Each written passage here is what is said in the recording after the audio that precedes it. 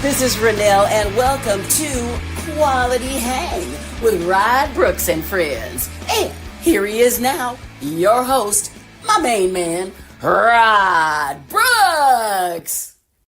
Thank you very much, Renelle. I am Rod Brooks, and welcome to Quality Hang. As always, I am joined on this broadcasting adventure by my partner in crime, my friend. He is Marcus Osborne. What up, dog? What's happening, man? We're in on Monday. Yes, sir. We are just that much closer to real football.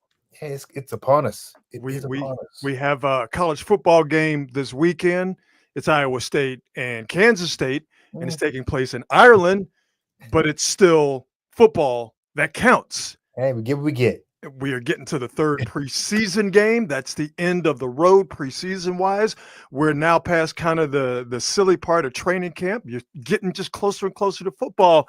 And I got to tell you, man, I've been using that stepped-on product.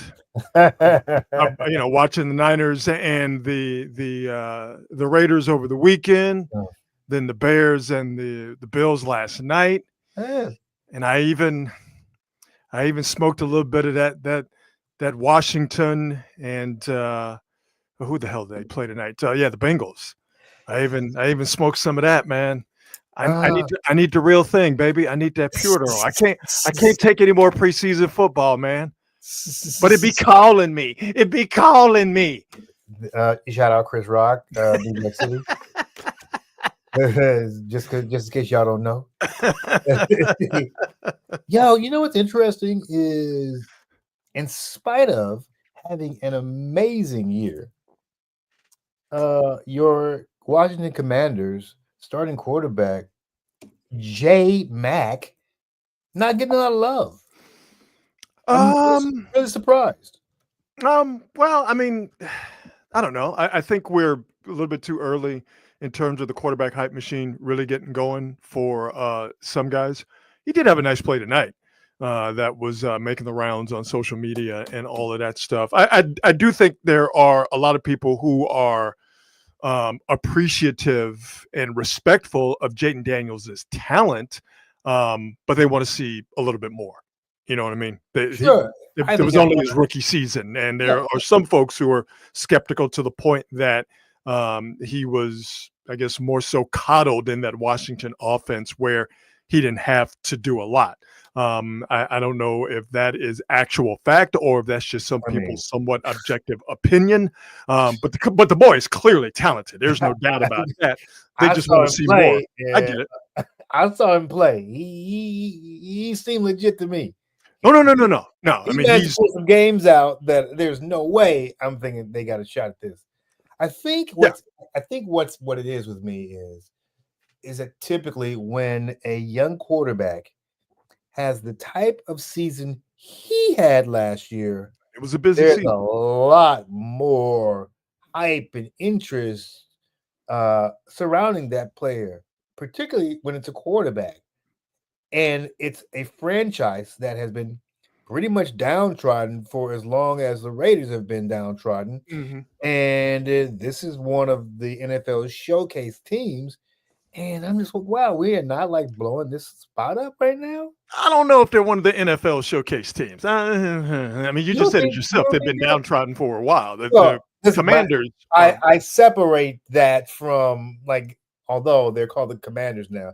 So maybe that'd be one of the things. But this is a team that I think has been one of the league's most popular squads. I mean, definitely the fandom is there. They're the beloved team. I mean, outside of DC, because you can't even say the DMV area. You can't say DC, Maryland, and Virginia, because Maryland, they have their own football team in the Baltimore Ravens. I mean, I don't know. I don't know how you measure hype. I don't know. Maybe there is hype and I just hadn't seen it. I do think, though, that there are people who are, again, they recognize that Jayden Daniels has a lot of talent. I mean, hell, he won the Heisman Trophy. Go Tigers.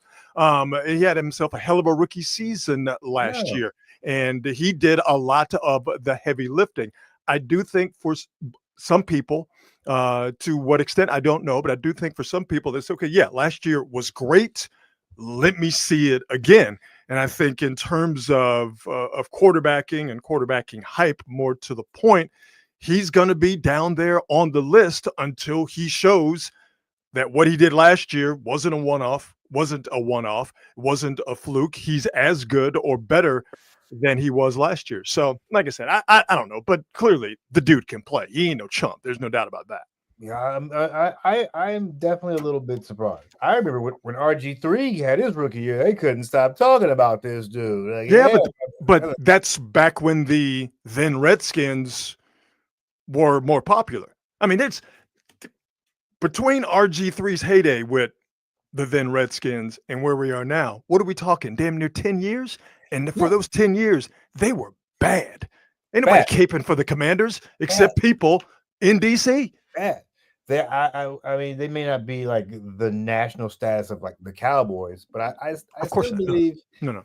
I believe that they are definitely one of the flag bearers for the NFL. I mean, you got more NFL stuff to bring up, so I'm gonna disagree with that one. No, it's no, just because they've been around since the Earth started cooling. Nah, they've been too bad for too long, and really, you blame it on Daniel Snyder. I mean, he's the one that drove that franchise into the ground and absolutely killed their popularity. So now back, when we were kids in the 80s, yeah, man, you had then Redskins fans from coast to coast, but the 80s were a long, long time ago, by evidence of the gray in my hair, which I cannot wait to go get cut here before I get myself on television. We got a lot of stuff to get into, so let's go ahead and get into it. But before we do that, as always, we start the show by thanking our presenting sponsor, the fine folks at Hop Monk Taverns. 3 locations to choose from: Sonoma, Sebastopol, and in Novato. And at all 3 locations, they all do the same great things. They get your belly full with some of the most scrumptious, delicious food you could ever imagine from a very, very diverse menu. Craft beer selection is absolutely out of this world, and the live music they have at all 3 venues is out of this world as well. So check them out online at hopmonk.com to see what they have coming up as far as live music, live entertainment is concerned at all 3 Hop Monk venues, and definitely follow them on the socials. And yeah, make sure you stop in the Hop Monk if you happen to be around Sonoma, Sebastopol, or in Novato. Let us get into the Niners, shall we? The Niners day off today. They're back at practice tomorrow, and the Niners will practice tomorrow, Wednesday, and Thursday in advance of the last preseason game, thank God, against Jim Harbaugh's Los Angeles Chargers. So camp is winding down, and that is a good thing. As we mentioned, we are starting to get closer and closer to the football season. It was a good win, and the Niners look good in an entertaining game as far as preseason games go, Marcus. It was an entertaining game between the Niners and the Raiders, coming down to a Jake Moody, what was it, 54, 55, 56-yard bomb, something crazy like that. Before the Niners, their injury situation keeps being an issue. Let's put it that way, as the Niners are thin at running back, and the Niners are thin at wide receiver. And this is why there continue to be reports indicating that the Niners are looking for help at those positions via trade. The Niners were reportedly in the mix to get wide receiver John Mechie from the Houston Texans, but the Eagles swooped in. See what I did there? Swooped in and made a superior offer to don't encourage me to get I hate myself for thinking that's funny. You know what? Don't hate yourself. Hate me for what I did that made you hate yourself. Okay, you shouldn't have to question yourself because of the stupid shit I just did. But for the Niners, they're just trying to get through this camp with enough bodies, and trying to get through this camp with their main guys staying healthy at this point. So, but for the Niners, again, as far as that game goes, you saw some better play from guys who did not look good in the first game, most notably linebacker Nick Martin. But the Niners, again, like I said, and the Raiders too, in that regard. Your boy Ashton Genty is going to be a problem when they start to block for him consistently. But as far as that game was concerned, it wasn't bad for a stepped-on product. I did, you know what? I did not watch any of it. I'm glad that it at least had something interesting come out of it. Mhm. It would be interesting. I would like to see what Ashton Genty does if he actually becomes anything. Well, I see, am you not quite missed it. sold on him. So you missed okay, well, and listen, I understand your skepticism, okay? Uh, Because doing that stuff in college, and he did yeah, some big stuff at Boise State. The mhm, pros are a whole different deal. it's my But I told concern. you, when they block for him, that dude is gonna be a problem, and I'm gonna Yeah, see if I can find the video since you didn't see it, I of did him not. absolutely trucking a couple of Niner Shrunken people? defenders. Dog, brother, Ashton Genty is going to be a Wow. problem. Yeah. Okay then. Yeah, that dude, that dude's lower body, he is nothing but power, and Give when he me a gets going, reason to root for. yo, You know, you gonna like him. underestimated lower body strength is Barry Sanders. For a Oh, guy yeah, who's no, but I mean, Barry 5'7", 205 pounds, that dude. Woo, well, he was no, I mean, he was just a, I woo. have the video right here. I'm gonna see if I can, get it for you, but yeah, you have to see this video. Your boy Ashton Genty is nice, Oh, I and love to see it. you're gonna like him. It's gonna take me a while to get it there for you, All but, good. yeah, like I said, it was a fairly decent game I'm not mad at and, it. worth spending a Saturday afternoon. Did Purdy play? Yeah, played, looked good. That Purdy Pearsall connection is gonna be real, real nice. Christian McCaffrey did not play, understandably so. Smart. Bosa didn't play. Trenton Williams didn't play. But yeah, got Purdy out there for a series and would have finished it off with a touchdown had I believe Demarcus Robinson been able to haul in a fairly quick pitch and catch that just went off his hands. But Purdy Mm, looked good, looked normal, and what Ricky Pearsall was promised, I shouldn't say promised, what he was projected to be last year before, of course, he was tragically shot in yeah. that attempted robbery in downtown San Francisco. What he was projected to be, we saw that this past Oh, Saturday. Boy, it's nice, real nice. okay. Yeah. It looked like a battle of field goals from the score. Yeah, no, it was a battle of field goals. I mean, once you got the starters out of there, Mhm. it started to look like a preseason game. No, it was the Andres Carlson, the Raiders kicker, and Jake Um, Moody show, and Jake Moody's Andres performance. Carlson? Andres, wait, no, Daniel. Andres is his brother who kicked for the Daniel Niners last Carlson. year. Thank you. Daniel Jeez. Carlson is the Raiders kicker. But yeah, it was the Daniel Carlson and Jake Moody show.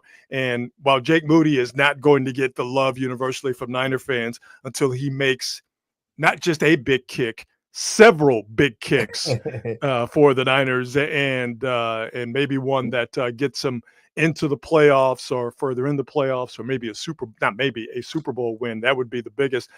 So he's still got a long way to go before Moody is universally loved and I think trusted by Niner fans. But he if you're taking it for what it is, which is preseason, he had some pressure on him with that, not just the game-winning kick, but the one before that to get the Niners in the position to eventually win that game. Again, understanding the context that it was a preseason game. Jake Moody, if you're looking for anything to say, okay, maybe what happened last year had to do with a lack of confidence and B, injury. He's healthier. And is he starting to get more confident? If you're looking for the best from a guy that you're going to have to count on, I think you take what he did on Saturday and you run with it. Didn't he have a pretty decent year the year before, or am I imagining What do you mean last year? the year before last year? When they went to the Super Bowl, Yeah, it was. I thought he was like So the problem for Jake Moody, and this is not Jake Moody's fault. The problem for Jake Moody is that he was drafted third. I mean, he was drafted in the third round. Pardon me. He was not mm, drafted third. He was drafted in the third round, and for many people, it's yeah, just way too high for yeah, a kicker, especially for a commodity that people who watch football see as one that you can get yeah, off the street. And we've seen teams have success. It's not optimal, but have success with bringing guys in off the street, to use yep, that term, and solidifying that kicking position. So Moody was put under a microscope by being drafted where he was, again, through no fault of his own. And for a lot of people, he didn't live up to that. But I think the best thing about Jake Moody a couple of years ago is that he made two massive kicks in the Super Bowl that the Niners lost to the Yeah. Chiefs. Then you get to last season, and he was on some bullshit last season. I just, and he was injured. I think he had a high ankle sprain. I think everybody had that last year. And he definitely was suffering from a crisis of confidence. And I don't know if you remember, but Deebo Samuel went up to him, got in his face, and basically said, get your head out of your rear end. And Tabor Pepper, the then long snapper for the Niners, came to his defense, and that was a whole blow up. So, again, for Jake Moody, for Niner fans, they just don't trust him. And I get that. I understand that. And no preseason performance is going to fully make you trust him. But I think, again, if you're understanding preseason for what it is and looking at it in the proper context, this is about getting better in close to game situations that you could replicate in the preseason. And for Jake Moody being asked to do his job, albeit in a preseason game, with the exception of one kick he missed, did his job. Does that mean he's going to do his job in the regular season? Absolutely not. But I would rather have him have some success in the preseason and go into a regular season with some confidence than the other way around. Dude, I mean, and there's nothing. I think the confidence of a kicker has got to be the most important aspect of their game. Oh, without a doubt. Without a doubt. I mean, these guys are so fragile, and everything they do is judged. Yeah. And as soon as you miss one, miss a point after.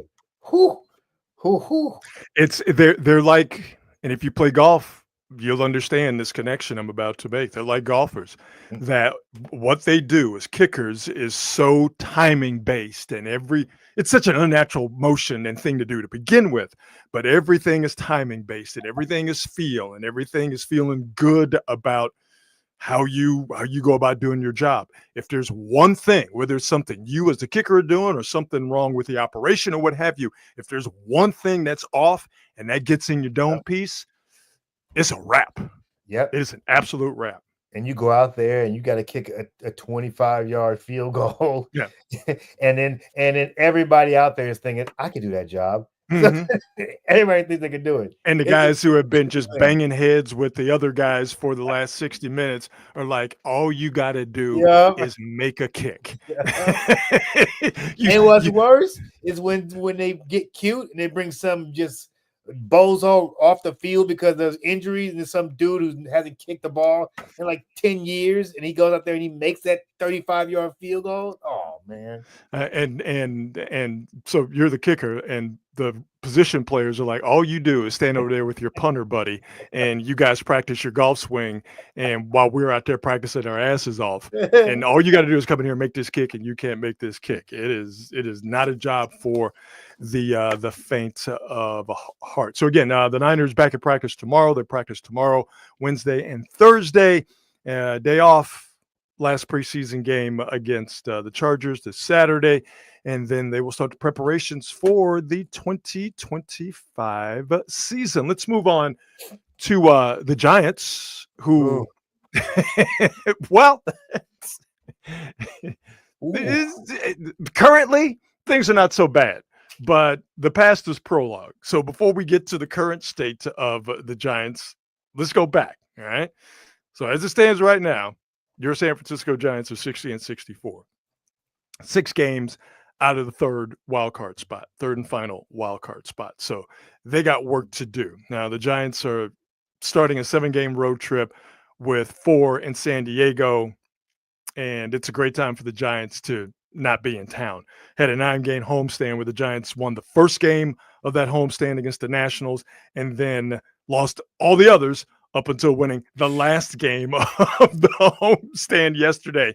In between was some of the most comically bad, infuriating baseball you have ever seen in your life. The Giants have lost 15 of their last 17 games at the corner of 3rd and King. So it's a really good time for the Giants to be on the road. Now, naturally, Marcus, people are dissatisfied with the Giants, the players, and Bob Melvin. We've talked about this over the last few days, that there's been a groundswell of Bob Melvin's got to go, or he's the problem, or things of that nature. Elliot Ramos, left fielder for the Giants, was asked by the great Scott Osler of the San Francisco Chronicle about Bob Melvin. And Elliot Ramos said this, and I'll read this for the folks who are not watching us. Ramos said, outside people don't know anything. That's the type of person Bob Melvin is. It doesn't mean he's not a great manager. Now, this is the part where the part of the quote that people picked out went, dude, really? Ramos went on to say, when we're winning, everybody was on our side. Now it's like the fans are against us and all that. I don't get it. We're here and we know what's going on. We know what we're feeling. We know what we're working for, but fans are going to be fans. We can't do anything about it. That's a fairly tame quote. That's a player. That's 100%. That's a player going to bat publicly for his manager. Is it somewhat convoluted and clumsy? Sure, but that's not a crime. That's not a crime at all. But no one wants to hear when we're winning, everybody was on our side. Now it's like the fans are all against us and all of that, when before today, and I'll get to that in a second, you haven't had a home run since July 5th, and you've made 7 errors over the course of, 118, 119 starts out there in left field. And we haven't even gotten into Ramos's base running, which, again, comically bad. Nobody wants to hear that from you. So that's been the firestorm of the day. Ramos did, though, have a chance to clarify his comments, and he said this: I love the fans. They always show me love in the field. I have nothing against them. When I'm walking the streets with my family, they love me and I love them back. All I'm trying to say is that in the inner circle is that all I want to say is that Bob is a great manager. I'm just trying to have Bob's back. I'm just trying to always support them. The fans, like I said, I love them and have nothing against them. That's all I was trying to say. So, to me, controversy, if there was one, very short-lived, not that big of a deal, and it's all over and done with. So, what did Ramos do today? As Marcus, you got a chance to lead off in this game down in San Diego, the first of 4 to start this 7-game road trip. Elliot Ramos, he did this. High drive to left and out of here. And that's how this game gets started. That's how you do it. That was the first of 3 home runs in the first inning for the Giants off of Nestor Cortez, as the Giants jumped out to a 4-0 lead, and behind Robbie Ray, grunting and sweating, bottom of the 6th, the Giants still have a 4-0 lead. I don't know, man. This is one of those things where I wonder if the fans were really irritated by this, or is this just it ain't nothing else to talk about? I'm just gonna put this out there and make it like this is some kind of. There were some people who were hot about it because, again, it was one of those where they've played so bad, and Ramos in particular has been, at the plate. Like I said, before tonight, he hadn't hit a home run since July 5th. Blunders in the outfield. Blunders in the outfield. Base running that literally base running mistakes. All right. People just didn't want to hear that from him. I think it's the general frustration of the Giants being so bad on this recent homestand with 35,000 people showing up. And it wasn't the message of support. It was the messenger. Yeah. And then saying, the version of the fans, the fans don't have our back. Certain fans weren't trying to hear it. So again, as far as controversies go, it was a tip us in a teapot, sure. But I can understand where people were coming from saying, nah, dude, you ain't the one to pass along this message. Even if the message was fairly benign in support. It was definitely benign in support of Bob Melvin. I guess maybe I'm just getting old. I'm like, that is the most tame controversy I thought it was gonna be much worse, and maybe that's what it was. It's like somebody telling you about a movie, how great it is, and you go, It's all right. It's all right. You hype me up. It's all right. It's fine. So for the Giants, definitely getting out of town was good for them. And listen, holding on to this game will do wonders for them, but I don't think that necessarily quiets the dissatisfaction that fans have with the current state of the Giants and just the way they look on the field. Yeah, dude, it's really interesting because we've kind of had this conversation about being a mediocre squad, professional sports team, and they really are in a sort of strange position because as you denoted multiple times, they're not really good at anything. Yeah.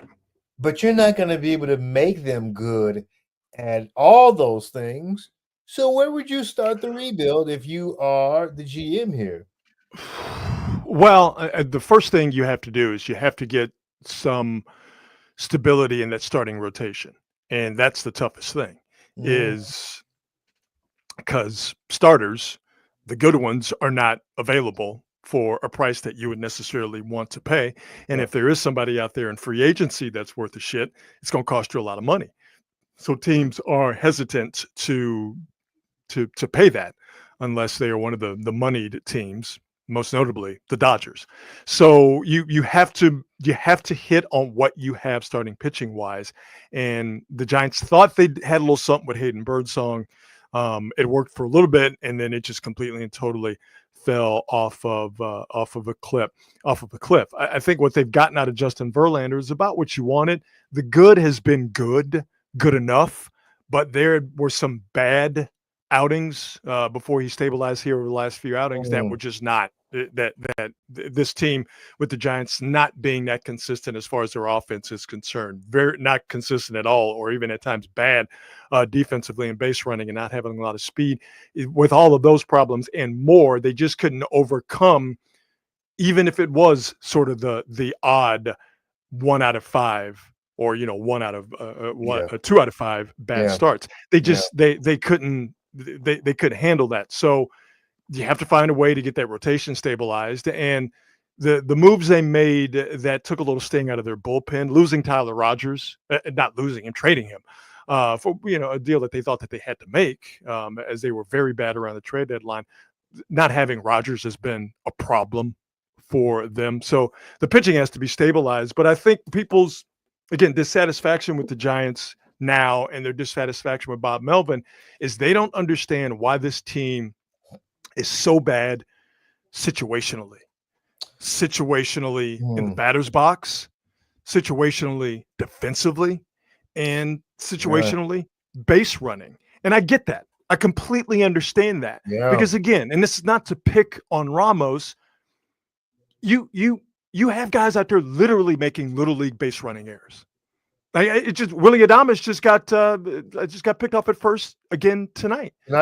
You see guys sliding, through the bag and getting tagged out. They're not good enough to overcome having guys make little league outs on the base pass. That really is like sort of the loser slide towards the end of the season where you are mentally starting to check out. But see, here's the problem with that. They've been doing that all season long. I thought it happened much more. I thought this was much more in the last month and a half. I'd say it's become much more acute because of the losing, especially at home, losing at home at a clip that they haven't done since 1901. They were the New York Giants. I think it's just become more of a focal point.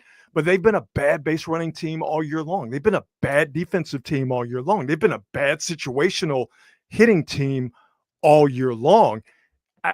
I understand people's dissatisfaction, particularly with Bob Melvin, when they keep making the same little league base running mistakes and the same, defensive mistakes over and over. And it's like, well, we'll go get them next time. And if that's what a manager's supposed to say. Blasting guys in the media is not the way to go. It's rarely effective, especially that's bad managing. But I do understand the frustration, especially when you still got people showing up to watch this team at a 35,000 a night clip. We're like, you got guys where a ball is hit to the left side of the infield. There's a runner on second, and he takes off for third base. That's what a 7-year-old does in T-ball. So top end, if this team was really maxed out based on the talent that they have, where would the perfect season have ended for them? Well, I mean, the perfect season would have been for them to continue to play, in terms of like over their skis where the Giants start. I think, what was it, 8-1, 10-1 to start the season. A perfect season would have been for them to be one of, and I'm going to call it, I don't think they're going to make the playoffs. Prove me wrong, but for them to be one of the 3 wild card teams, which would mean that they would have a win total in the high 80s, 88, very low 90s. But again, the great thing about sports is that who you are is, I think, 9 out of 10 times reflected in your record. Yes, and sir. 60-64, where the Giants stand right now, I'm not going to give them the win tonight. Even though they're up 4-0 in the top of the 7th in San Diego. Understandably, I'm being cautious on that. We can lose it. I don't want to put that on them. But 60-64, I mean, now that we've had basically a full baseball season, at least 3/4 of a baseball season, 60-64 is who they are. They're a 500 team, give or take 4 or 5 games. I think they're a 500 team. I think that was, from my standpoint, at least coming into the year, I thought they could be a 500 team or maybe a little bit better. So I know that there's disappointment, but you don't get your hopes high. You can't be disappointed. Yeah, that's as a child of divorce, I completely understand that. It's like, I can't have my heart broken if I don't believe. See how easy that is? It's the hope that kills you. I don't know where I heard that from, but it's the hope that kills you. So the hope that kills you. What did I saw someone in the chat, by the way. The chat's on fire as always. We love it. Thank you guys so much for getting in the chat and mixing it up. Let's see if I can find it here. Niners shopping Jair Brown. John Joseph is asking Niners safety Jair Brown. If they could find someone to take Jair Brown, they would absolutely do that. If they could come up off Jair Brown, they would do that. They would 100% do that. The Niners are feeling pretty good about their young safety situation with Marquise Siegel and getting Malik Mustafa back. So Jair Brown, who I think it's fair to say that he's not a fan favorite. And Jair Brown, was it Jair Brown that got run over by Ashton Genty? I still have to get you that video. See if I can do it here. That's something that makes me feel good about seeing dudes get run over, man. Oh, you're gonna love it. Oh man, I love it so much. I love dudes who can juke you, but my favorite thing is watching the dude just get trucked. Oh, you are going to love Ashton Genty. But to answer your question, John, are the Niners shopping him? I don't think that they're out there on the stroll, presenting Jair Brown to anyone who would listen. But if you want to call the Niners up and say, how about that Jair Brown? Dude, nobody knows what the stroll is. Well, yeah, they don't know what the stroll is. Those who do really enjoy that reference. But yeah, the Niners are not going to turn down or hang up a phone if you ask for Jair Brown. That's amazing. There you go. Sweet reference. The stroll. It was thank you, Escobar. It was Diamador Lenore that got that work from Ashton Genty.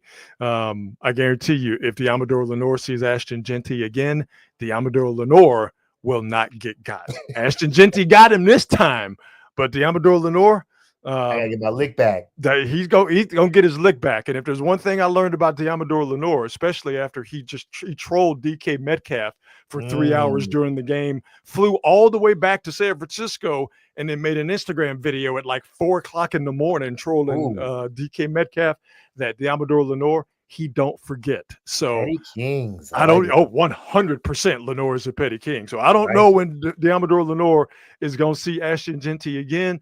But when he does, it's going to be real, son. I promise you. I promise you that. Have you heard about the Colin Kaepernick documentary that Spike Lee? It's finished. It's done. So you've heard about it. Yeah. Well, you're going to have to wait some more because ES to the PN has shelved. Well, the documentary has been shelved by ESPN since last year. It was greenlit, the documentary about Colin Kaepernick, by Spike Lee. It was greenlit in 2020. Yep. ESPN shelved it last year. Now, ESPN is saying that they're not going to air the documentary, and they parted with Spike Lee on this because of, quote, creative differences. We know what that is. End quotes. I'm not buying, and I think most people are not buying that it's creative differences that led ESPN to tap out of airing this Colin Kaepernick documentary by Spike Lee. I have a hard time, and now I'm based now. Anything that has to do with the NFL, automatically I'm thinking either collusion or somebody's being blackballed, or the NFL is protecting its shield. You can't tell me that ESPN's relationship, and not just their current relationship with the NFL, with the NFL now owning 10% of ESPN, even before that news came out last week, you can't tell me that ESPN's relationship with the NFL did not have everything to do with ESPN saying, no, we don't want that to do with this documentary. Of course. Like, when was the last time ESPN aired anything even vaguely critical about the NFL? Like, this doesn't happen, and it won't happen. Been a long time. You knew from the jump that there's no way that this Colin Kaepernick documentary was ever going to air on ESPN. I mean, he may end up at Netflix or someplace like that, but it'll never be on ESPN. Yeah, and if it's not going to be on ESPN because of their relationship with the NFL and getting sideways with the NFL is bad for business, it's definitely not going to end up on Fox or any related network. No. Well, that goes without saying. No. Amazon. I mean, Amazon's got that FU money, but they don't want to mess up their relationship with the NFL. Is it going to end up more money? So yeah, they're not going to mess that up. Yeah, is it going to end up on something YouTube related? Is it going to end up on any of the NBC networks? Whether it's NBC, of course not. Peacock, none of those. So the options are limited. Now, Spike Lee said that he signed a confidentiality agreement, so he cannot talk about the why and why ESPN is not going to air this documentary. Wow. But reports are that he is able to shop this documentary to whoever he'd like to. So I don't know if we've necessarily seen the last of this story, and I would think that this documentary is going to see the light of day. But again, not surprising that ESPN said, nah, it's bad for business when it comes to their main partner, their main thing, their bottom bitch, the NFL. It's two references, by the way. Did I use it correctly? I think I did, right? Or would ESPN be the NFL's bottom bitch? I don't know. We got strolling tonight. I don't know. Yeah, you know what? Absolutely, Dom. The Bay Area Sports Collective will air the Colin Kaepernick documentary. So, Spike Lee, get at us. All right, we'll do it. We ain't scared of the NFL. So, yeah, there you go. Rod, you own one. I don't know what. You know what? I don't know where this is coming from. Quite frankly, I don't. I don't know. Maybe it's because I'm just tired. But yeah, it's again. This is the ESPN, which has been,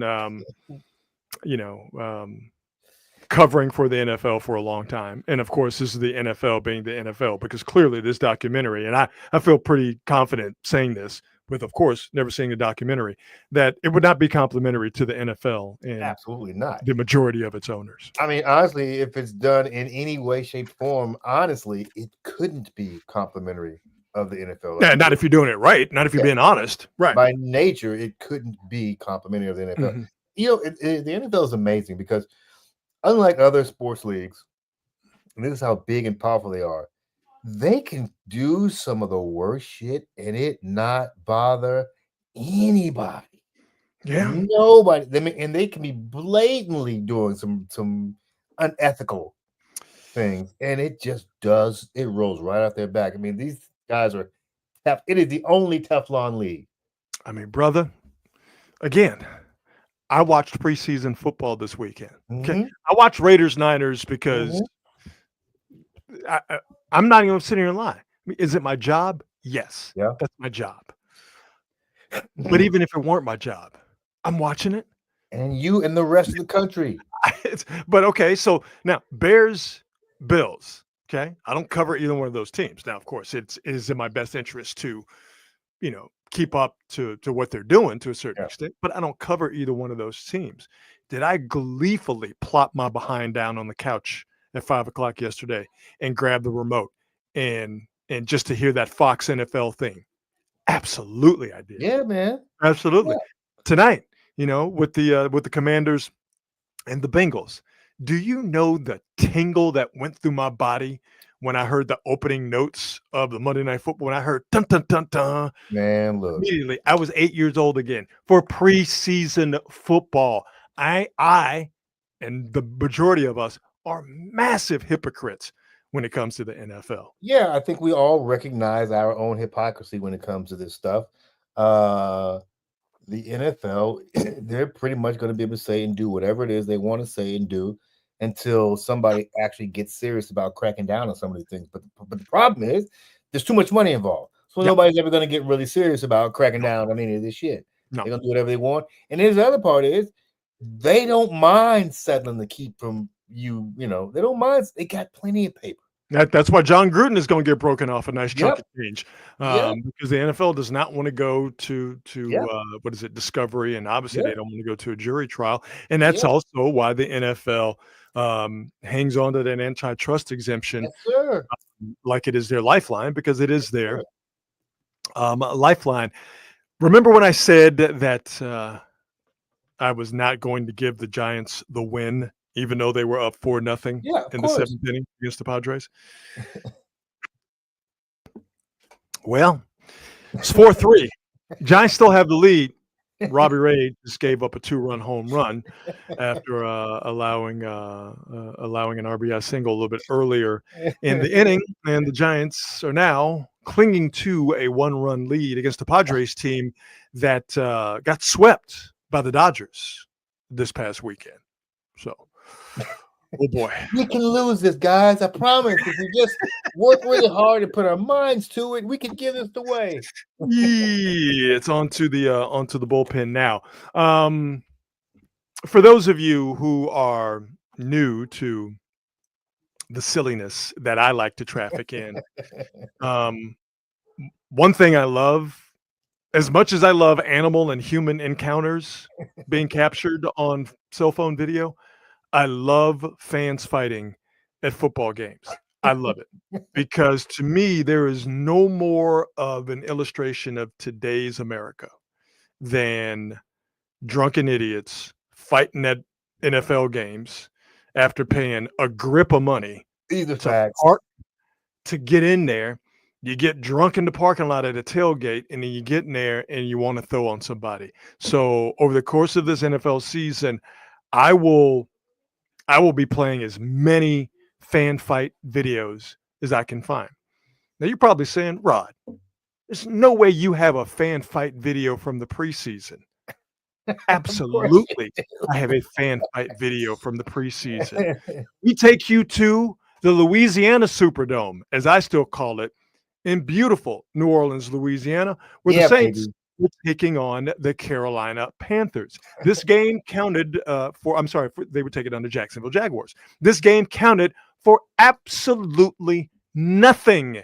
Yet it didn't stop these two fat drunken idiots from throwing hands in the concourse of the Superdome. Let's get right to the action. Run that hoe. Get that bitch. Run that hoe. What's up there? Yup. Okay, and we're going to go back to it. But immediately you could see that neither one of these guys know how to really throw them things. They're just swinging like old washwomen. Okay. Clearly inebriated. Oh, overhand right connect. Okay. All right. Up, big man goes down. Oh, my God. Oh, you think it's a wrap at this point. Wow. Oh, go down. Okay. Oh, shit. Oh, shit. At this point. Eating punches up, and then, oh boy, this is a good one right here. Oh boy pulls the hockey move where he pulls his shirt over his head.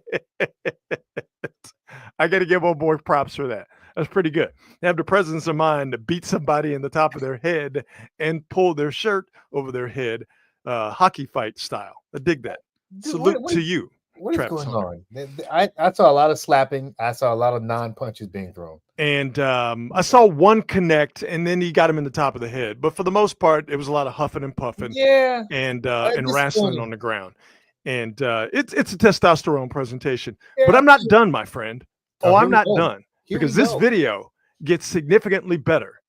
And I'm not going to prompt you. I'm not going to point at it. I'm going to allow you, Marcus, and the rest of you folks watching. I'm going to allow you to spot the best part of this video. So, okay, so now, Travis Hunter has mollywopped old boy here and pulled his shirt over his head. Let's continue the video. Okay, big man always got it. Fat dudes. Wow. Here's a tip, kids. If you ever find yourself in a fight with a fat dude, okay, see if you can get them to expose their belly, because the first thing a fat dude is always going to do, he going to make sure that he covers that belly 10 out of 10 times. This is a scientifically proven fact. If you are catching hell from a fat dude, some way, somehow, get that shirt up to expose their belly, because fat dudes do not want to show the world that right there. Okay. Okay. Yeah. My man here is at month 9 of the gestation period. That's okay. a lot of beer. Okay. So big boy immediately pulls that shirt down. Okay. Now get your eagle eyes out there and see if you can find the best part. Hello. Hold up. Oh, boy got his ass whooped. Showed his belly. And lost his trousers in the process. At a preseason game to watch the Saints and the Jaguars. Ooh, thank God he's wearing drawers, man. Golly. Brother man, I know your mama wanted better for you, okay? When she sent you out into the world, I know your mama didn't want you to get beat up at a football game that didn't count, show your ample belly, and then literally show your ass in the process. Goodness. Oh, Escobar with it. Who does he think he is? King Hippo? Let's see. This is why I do this. This is why I do this show. For viewers like Escobar, for comments like that. Beautiful. Absolutely beautiful. Let's go ahead and finish it out here. And then he slips. So I'm pretty sure those two land whales continue to roll around on the floor of the Superdome concourse, and there you go. Jesus Christ! His pants just said, "Fuck it, I don't want to be here." his pants say, "You're embarrassing me."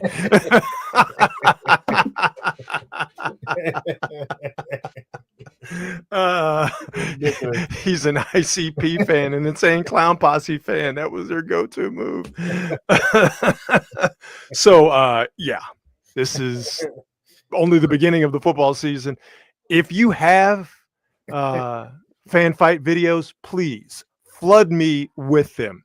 hit me with them at Rod Brooks TV on Twitter, because all season long, I'm all about the fight videos, baby. All about the fight videos. Miss Catalina, I hate to break this to you, but yes, that is what you have to look forward to at the Superdome and any other stadium you go to for the NFL season. There's gonna be a lot of that. Yeah. There's going to be a lot of that. Yeah, I mean, it's just, I mean, I prefer watching a football game on television anyway, because you can see it, but I get the allure of wanting to go to a game. I completely and totally understand it, but there's far too much of that stuff, man. And this is not new.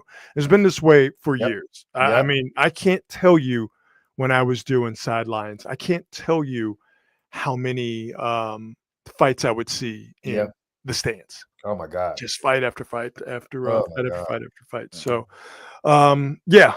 it is it's kind of You're right. The NFL is best for television. Oh yeah.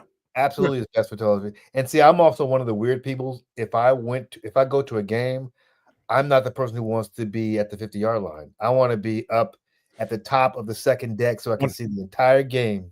Yeah. I want to see the entire game. I want to see plays develop and stuff like that. Yes, exactly. I'm like, I always tell people, like, if you don't want to go with me because I don't want to sit close to the game, I want to be up over and see everything. Hold on. Let's make sure I understand this.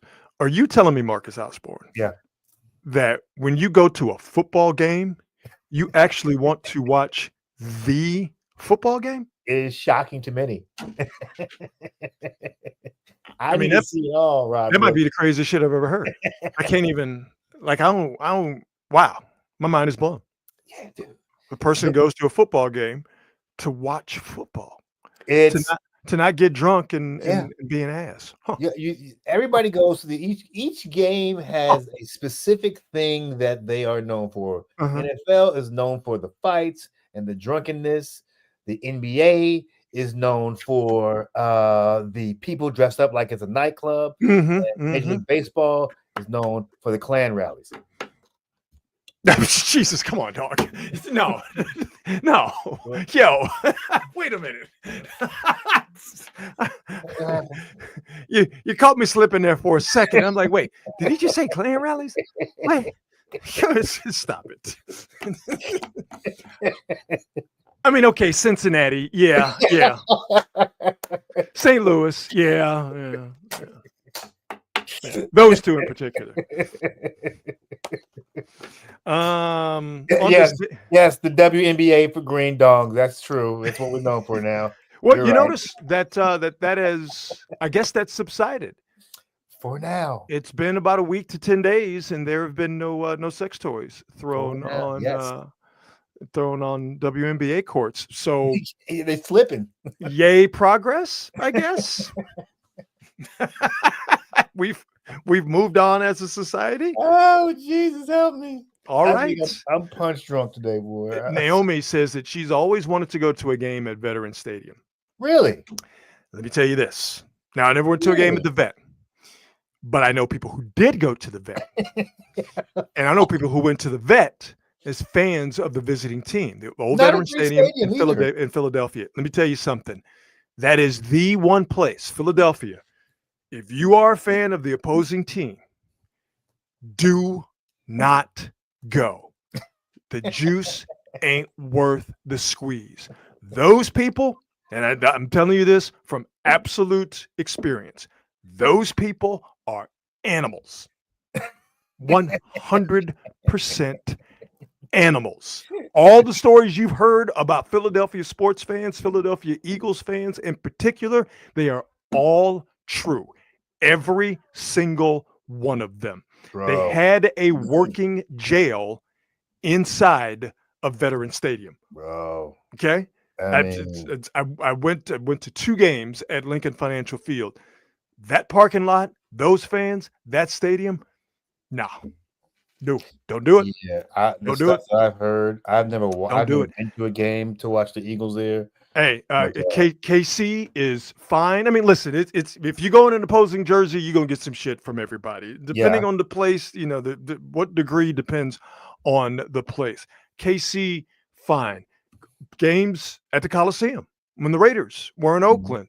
I mean, you'd have some people give you some stuff, but hey, man, if Anyway. you cool, for the most part, Yeah. everybody's going to be cool with you, and I think that goes for the majority of places. But Yep. in Philly, even if you are cool, man, woman, and child, They they ain't are the tripping. most They- foul fans in the NFL. You just leave it alone. And Leave proud of it. Yes, they did applaud when Michael Irvin was carted off the field. That was crazy, bro. Yeah. Now the stick, I know the stick had a detention room because I was actually taken in there one time, but not at a Niner game, at a Giants Dodger game. Me and some buddies snuck in some beer. Oh my God. Giants Dodgers Friday night game, and the cops took us in, took our licenses, took our information down, and kicked us out. Oh And my we went God. back to the car, drank a few more beers, and then we snuck back in to watch Rod Beck finish out the game. So I know they had like a little detention room. It wasn't a jail. In Philly, they had a jail. Okay, like they had a literal slammer. Okay, so there's a difference between a room where you hold people and a jail. All right, Bro, listen. If I'm not mistaken, they also had a judge in there too to adjudicate cases. Like it's amazing. Philly's wild, dog. Wow. The stick was underrated in terms of the fights and the action that went on there. People thought they got busy at the stick. They got busy. They got underrated fights going on there. You know, you really want to be scared. When the Raiders played in LA, that's when shit got scary. Never experienced that, but I did hear that. That reminds me, the most action I've seen in the stands fight wise was the last Raider Niner preseason game at Candlestick. Man, it was an absolute war zone. And remember, they didn't play in the preseason after that for that's right. I want to say at least 5 years, 4 or 5, 6 years, somewhere in that area. But yeah, that last preseason game at the Stick between the Raiders and the Niners was mayhem. It was apocalyptically bad. People went to that particular game just to fight. Yeah. No, folks was looking to get active on that. That had some. It had some gang implications. It sure did. It wasn't just Raider and Niner fans getting active. There was some there was some gang activity at that spot. Yeah, that was never gonna forget that. Let's see here. How about we do some on this date? Shall we? On this date, August 18th. Man, oh man, this month is flying by with the quickness. On this date, one of my favorite bands, as you can see here, The Who are actually still doing it. They just had their first concert on their North American tour, supposedly their last one a couple of days ago in Florida. But on this date in 1978, The Who released Who Are You, which was the last album, with all 4 original members, as my favorite drummer, Keith Moon, there in the middle behind the chair that says, do not take away. This is the last album with all 4 members. Keith Moon died in September of 1978. So drug overdose, he died. He went out drinking and he took some alcohol pills or something along those lines. Vomit? Is that what it was? I think it might have been the Jimi Hendrix thing where he choked on his own vomit or something along those lines. Yeah. It's so weird because like that was a thing. That was the thing in the 70s, right? Yeah, it's crazy. What didn't Jimmy did it? Also, who another big rock star did it? Did old boy from the Doors? Did he go that way too? Morrison. Yes, I think it was a drug overdose. I don't know if it was the asphyxiation from the vomit. Yeah. Was it Mama Cass? I don't remember. Gosh, I don't know. I don't know. Elvis, the anniversary of Elvis's death was a couple of days ago, and of course, we all know how he went on the throne. Bro, I mean, that's probably the worst way to go out of any superstar I've ever heard. Bon Scott. Thank you, Anthony. Bon Scott. Thank you very much. Really, the S. Wong got Who tickets last night for $30. that's Wong, if you don't mind giving me the answer as I ask you this live on the stream, is that for the show? Is there a show in the Bay Area? Yeah, I 'cause might I have to haven't go. heard I might it. have to go check that out because I think the Who is serious this time. I don't think we are going. They're not the Rolling Stones. Okay, like you're gonna get some more from Keith and Mick and Ronnie. You're gonna get at least one more round from those guys. I don't think Roger Daltrey and Pete Townsend. I don't think we're gonna get another tour I mean, they out probably of can't even hear. out of Like, them. like, Say that again. I said they probably can't even hear anymore. Like it's probably a wrap for them. Yeah, I mean the last time I saw them, I Their remember saying hearing to is probably myself, gone. this might need to be the last time I see them because Mhm. I mean they're old. I mean they're both in their Mhm. 80s, Townsend and Daltrey. So Yeah. I don't know if I want to see them in a diminished state. Even if they are in a diminished state, I don't know. They could be decent. Who knows? Because the Stones are still doing it. But anyway, Who Are You? The last album with all 4 original members of the Who came out on this date in 1978. We stay with music. Bon Jovi released "Slippery When Wet" Wow. on this date Wow. in 1987. Is that still the biggest album of their It's illustrious career? the And that most yes, it's the biggest album that of their thing is a career, monster. and it was the biggest selling album in 1987. And again, think about that for a second. It came out on this date in 1987, the 8th month of Yeah, 1987. So to that is sell a that many monster. copies to be the biggest selling album in 1987 is a testament to that album's popularity. Mhm. I cannot stand Bon Jovi. Yeah. It's just You're an anti-Bon Jovi. I have never in my life And what is vibed it? to a Bon Jovi song. What is it? Never. I I just don't like the music. There's nothing special to me. Is it too polished? Yeah, I mean, but it's not that I don't like polished pop. I don't ever need to hear "Living on a Prayer" again. I just don't. I mean, I'm not anti Bon Jovi, but I'm also not a Bon Jovi fan. I always thought their music was fine. You know what I mean? Fine. It's fine. Like it's very consumable, very mainstream, goes down easy, not gonna offend anybody, hits all the beats you need to hit in terms of being a popular pop song.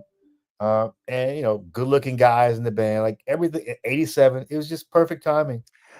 So you asked me, did I have a problem with the polished pop part of it? Uh-huh. I love Def Leppard. Okay, Mm. there is nothing more polished and poppy than Pyromania in Yeah. particular, but Pyromania and Hysteria. Wait, did Pyromania come out in 87? No. Pyromania was 84? 83. Oh, 83. Pyromania was 83. Hysteria was 88. 87 or 88. I think it was 88. So again, I have nothing against polished pop. I just again, I don't ever need to hear "Living on a Prayer," "You Give Love a Bad Name," or "Wanted Dead or Alive." The 3 big songs on an album, the 3 biggest songs in the whole Bon Jesus, Jovi discography, those are and monsters, easily though. 3 of the just monster songs in American pop music history. There's just something about the way the whole thing sounds that just hits my ear dead wrong. I get it. I mean, I Dead get it. wrong. I get it. Interesting. Yeah. Yeah, I'm not never been a there's stadium songs, like the anthem songs, like just sing along songs. Yeah. Yeah. Not particularly deep, but that's fine too. Give it's just surprising to me now that I think about that year, 87, the albums, the other albums that came out in 87. Yeah. Like, didn't George Michael Faith come out in 87? I believe you are correct, sir. Didn't Guns N' Roses Appetite for Destruction come out in 87? That was 88. 88? That was God. 88. Oh, 88. Guns N' Roses was the most somebody Yeah. says 87. I thought it was 88. I could be wrong. So I mean, it's interesting how Yeah. we sort of remember things in a really different way because I remember Bon Jovi being gigantic. I remember the videos everywhere. Which You couldn't again, escape 'em. I think the video aspect of it and the songs are catchy and Mhm. they stick with you. You know, Yeah, don't get me wrong. I mean, clearly, I'm the outlier here. I know you're But right. the videos and the visual, because I mean, let's face it, John Bon Jovi. You know, now he looks like a middle-aged suburban mom. Yeah, But you know, back in the mid '80s, man, John Bon Jovi looked yeah. really, really good on They were camera. pretty boys, Right? pretty boys, You and know, Richie Sambora. Don't forget him. I him mean, too looked it was it was really, really great. good It on. was a quintessential California rock group, even though they were They were from from New New Jersey, right? Jersey. Yeah, yeah. Like, Naomi understands me. She's like, there's some bands that she loves and that the world loves, and she's like, man, we all yeah, have that. We all yeah. have that. Wait till you hear my thoughts on U2 and the Beatles in particular. So yeah, Bon Jovi released "Slippery When Wet" on this date, and finishing on this date in 2000, "The Kangs of Comedy" Wow. was released in theaters. Steve Harvey, DL, Cedric the Entertainer, Bernie Mac, all did stand up in that movie, directed by Spike Lee. Mhm. By the Yep, way, Kings of Comedy yep, hit big yep. on this date in 2000.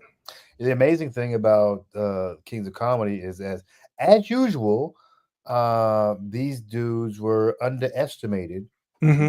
People did Hmm. not think this movie was going to do well because Hmm. who wants to see black comedians that aren't named Eddie Murphy or Richard Pryor? Hmm.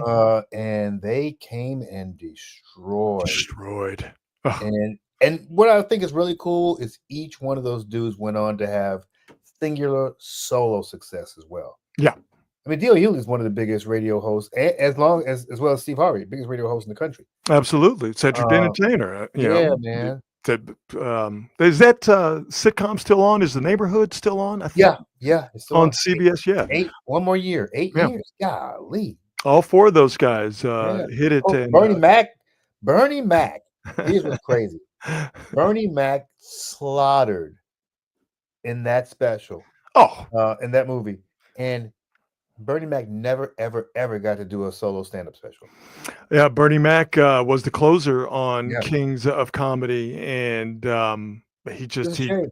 he tore it up. You know, there was talk that there was beef between Steve Harvey and Bernie Mac because Steve Harvey wanted to close the right guy closed that special. Some milk Yeah. and cookies. Yeah. No, man, Bernie is dearly missed. There is no doubt about that. Yeah, Bernie Mac didn't have his own stand-up special, but Never had a special. Bernie Mac, hey man, not just the Bernie Mac show on Fox, which had a real nice run and was Right. a funny, fun show. Bernie Mac for a hot second, man. Bernie was a movie star, dog. Yeah, I mean, Was it not just the Ocean's movies Yeah. where he was really good in, but you remember he did that baseball movie? Was it yeah. what was it? Was it Mr. 3000? I Mr. think. 2000. I think he did it with Samuel L. Jackson. Yeah. And Yeah. I mean, the only thing that stopped Bernie was dying, really. Yeah, man. Yeah, man. And dying young, dog. Bernie was he was a king, man. He was a king. Like I said, for a hot minute, Bernie was a movie star, dog. It was awesome. There's something about the Black Chicago comics that just connects with me. Yeah, I man. don't know what it is, but those black comics from Chicago just crack me up. Hannibal Buress, obviously Bernie, Robin Harris, like they just do it for me, dude. Lil Howery is Lil- one of my favorite guys. And who's old boy? He does the Old Spice commercials now. Oh, Deion Cole, yes. Deion Cole, another funny Man. brother from Chicago. Yeah, some not Chicago cats. I do not miss a Deion Cole special, brother. Yeah, just an incubator for great comedy, great black Mhm. comics, and great white comics too. I mean, Chicago is one of those towns, man. It's always been one of my favorites. Because like any big city, it has its issues or whatever, but just the vibe and just to get down and what they do entertainment wise, Chicago, man, is just a great incubator for talent, and it still continues to this day, dog. It really does. Bro. Amen. Yeah. I love some Chicago. Great American city, bro. And one of the great food towns in the United States. Yes. And in the summer, Chicago is absolutely the best summer city in the United States. Oh man, if you're not getting hit with that humidity, ooh, it's beautiful, beautiful. Yeah. But even if it is humid, because you only got 6.5, 7 weeks of actual summer in Chicago. So you know what I always loved about Chicago, Rod? It's a clean city. Yeah, it is. Like for a place that size, it is. It tells me that if they can do it, San Francisco, LA, New York can all do it. Brother, preach on it. There are, and again, the quality hangers in the chat, just we love you guys so much. They're spamming in a good way with just Bernie Mac quotes or great rolls from Bernie Mac. Can't forget about Bernie Mac and Friday. No. Miss Parker, can't forget about or Bernie Mac in the Players Club. Dollar Bill. The stripping business started in Africa long time ago. I always wonder how much that is improv by him. I think most of it, if not all of it, was Life. Don't forget Life. Life. Oh my God, I forgot about Life. Jangling. How to be a player. When he called that one guy a beige motherfucker. But wait, it keeps going. So Escobar says, have y'all seen the most recent pic of Aunt Wanda from the Bernie Mac show? And then Anthony literally seconds later goes, Aunt Wanda's fine. And I forget her name, but she's an Oakland girl. Aunt Wanda. Lita Smith.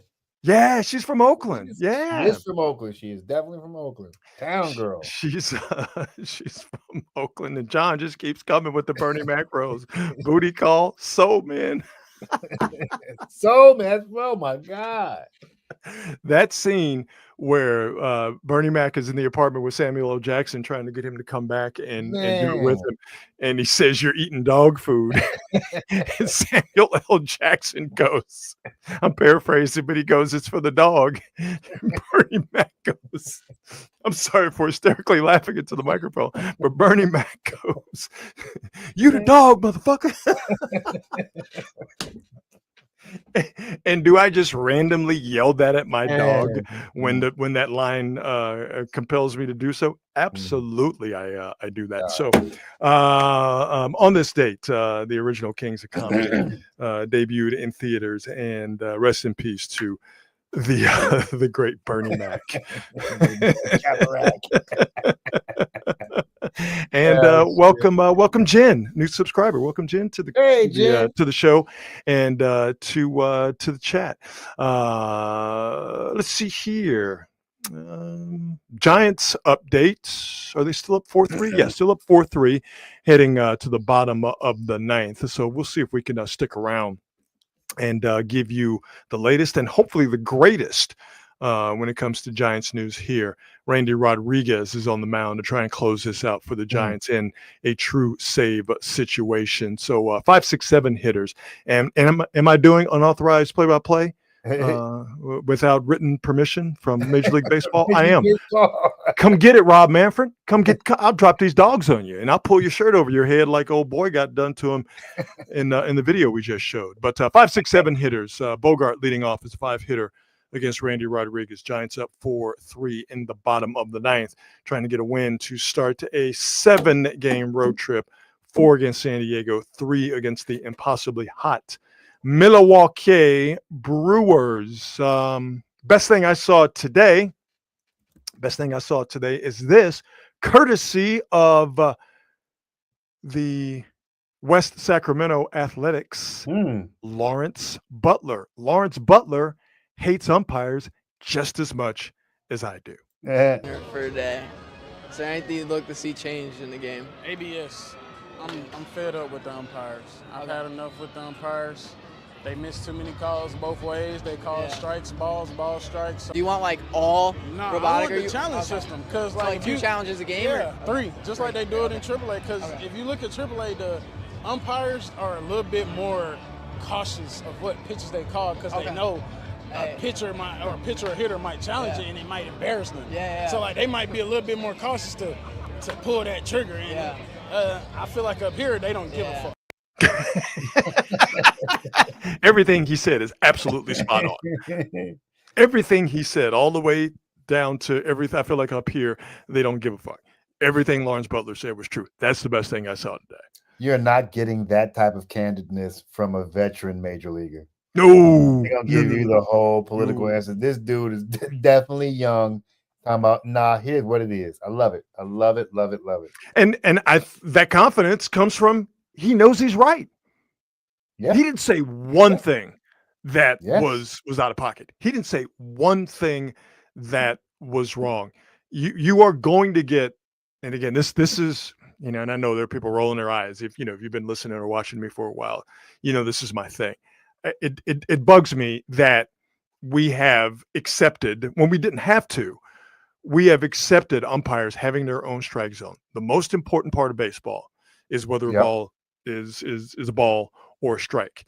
And to have umpires, everybody makes mistakes, but to have umpires to have their own strike zones, or for those strike zones to expand and contract, or move all over the place depending on the umpire's setup or even the umpire's mood or how he feels about a certain player, is bullshit. We wouldn't put up with a referee in the NFL who was a 9-yard for first down referee. Why do we put up with a guy who has a strike zone that's wider at the corners just because that's his strike zone? Right. If you have the technology to help the humans get the call right, use the technology. They've been fighting this for years. They can't fight it anymore. You're going to get the challenge system next year. Lawrence Butler knows it. He has an understanding of how it's used in AAA because he's not that far removed from his minor league days, although he is a legitimate Major League Baseball player. He's not going back down to the minors. He knows that it's better with the technology, and that's why he felt as confident as he was in saying what he said. Yep. Because he's got the truth behind him to stand on. Yep. Amen. You could not say it better myself. No, I dig that guy. Absolutely dig that guy. He's a good player too. He's you know what? If we have more players like that, the league might actually gain some popularity because those classes will stand out. Yeah, it's interesting. Technology and stuff. That's a deep cut for Giants fans who remember the end of the 2014 World Series when Madison Bumgarner got his Chevrolet and the guy couldn't explain all the technology and stuff that was in the Corvette. But Rob Manfred, who again, I understand people not liking him, not trusting him. Because I don't think he likes baseball. He definitely doesn't like the people who play baseball. You don't give about baseball. By the way, 1-out single given up by Rodriguez. Iglesias with a 1-out single. So he is on first. Giants still up 4-3 with Randy Rodriguez on the mound. But Rob Manfred said on ESPN last night that expansion is coming. And so baseball now sits at 30 teams. More than likely, baseball is only going to expand to 2 more teams, get to 32 like the NFL, and you could easily section off the teams with 4 teams in each division. Rob Manfred said that that's coming, and weird realignment from a geographical standpoint, or realignment that makes more sense geographically, is on the horizon for Major League Baseball. And I think Manfred, he framed it the right way when he said that the main focus of realignment being geographic in nature is less travel for the players, less wear and tear on their bodies, leading hopefully to better baseball. If you're a baseball fan, even if you're the most staunch of traditionalists, I don't know how you can go against what's best for the players, hopefully leading to better baseball. To me, that just makes sense. Yeah, man. I would, and everything you say is right. And I would love to see a team back in Oakland, California. Gosh, I don't know if we're. The problem is with Oakland, and it's not just because they had a team taken from them. They didn't lose it. It was taken from them. Mm-hmm. The problem is you have to get behind Portland, Salt Lake City, Charlotte, and Orlando, Nashville. I just can't see Portland. I mean, maybe I'm crazy. I just can't see Portland. Maybe Nashville. Nashville makes sense. I mean, as big as Nashville is right now, Nashville. Charlotte, Chocolate City. Oh no. No, I think that's DC. No, Charlotte is Chocolate City. What? No. Yeah, what? Charlotte is the Queen City.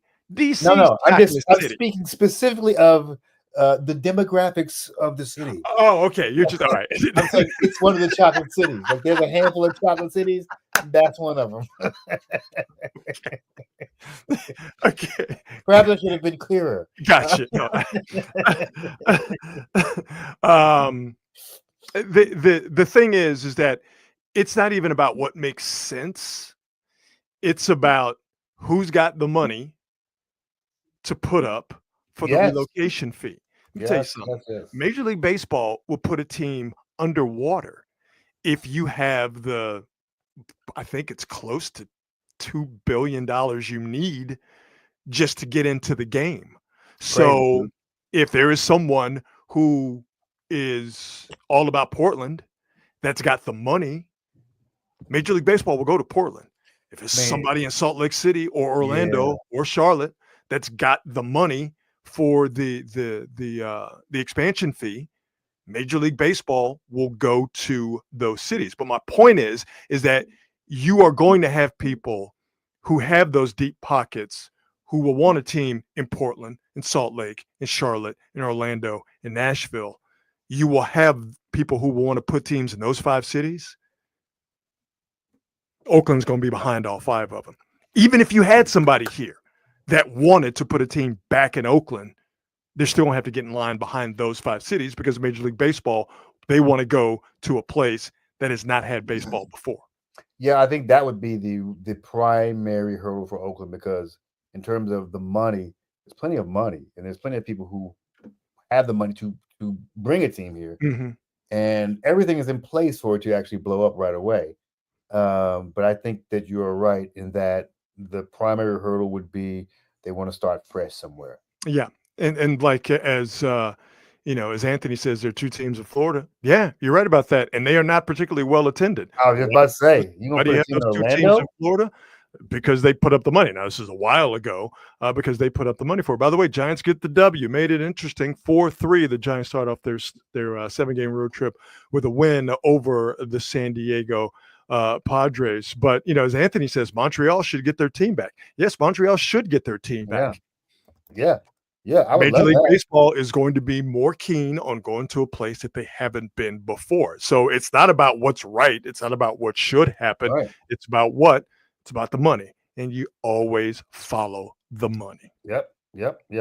Amen. Always follow the money. So that's where it is. Good. I stressed it out long enough to where we were able to give you the good news about the Giants, where it was looking a little bit shaky there for a while with Robbie Ray giving up 3 runs in the 7th inning. But the Giants, somewhat, if not much maligned bullpen, pulled it off. Giants on the strength of 3 home runs, starting off with HELIOT Ramos, with Devers and Flores following. Flores with a 2-run home run, got all the runs they needed in the 1st inning, and the pitching and the defense to a certain extent did the rest. So the Giants getting that road trip started off on the good foot. I'd say, Marcus, that we just did ourselves a full service broadcast today. What do you think? Amen, baby. We sure did.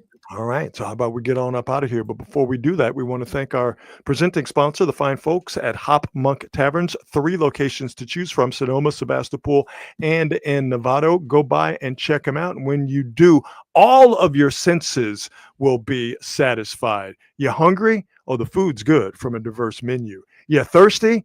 Craft beer selection out of this world, full bar as well. Do you desire live entertainment? Oh, they have that for you at all 3 Hop Monk venues. Check them out online and see what they have coming up as you get touring acts from around the country. Stop by at all 3 Hop Monk venues, and the local artists as well have a place to ply their trade at all 3 Hop Monk spots. So again, check them out online at hopmonk.com. All right, my brother, how about we do this again on Wednesday? Let's do it, baby. Let's do it. All right. To the quality hangers in the comments, you guys were absolutely outstanding.